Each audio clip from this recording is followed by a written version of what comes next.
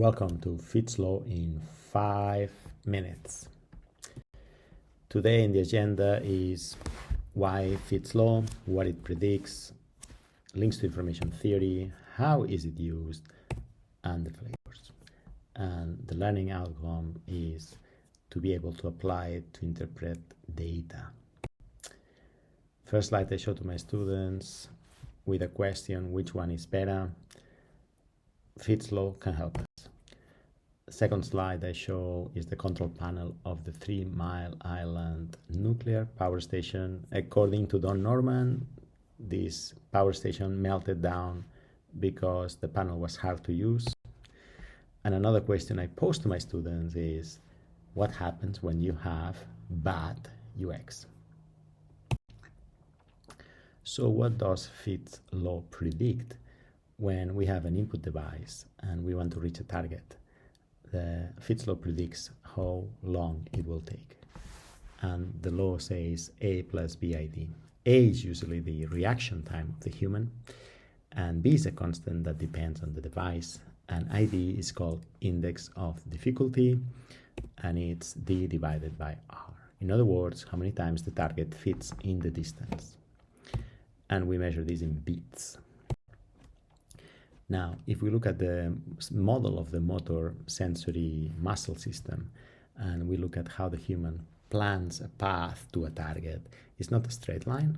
It's usually a series of approximations like this until we are inside. And if we look at these binary splits and we count them, that's the index of difficulty. Another explanation is to count in beats how many times the target fits in the distance. So how is it used in reality? Well, imagine you have graduated from this course and now you're working in the industry, and your boss comes to you and asks you to check how efficient is this menu. If you know Fitts Law, you could predict it. If not, you might have to do experiments, and these experiments you would measure how long it takes for each item in the menu or different flavors of the menu. You can plot this pointing task by index of difficulty, and then you can do a regression line. This regression line is Fitts Law. And note here that this law doesn't predict very well for easy targets, low ID, and also that it doesn't predict everything precisely. In fact, it only predicts 20% of the variance in the data. So it's not very good.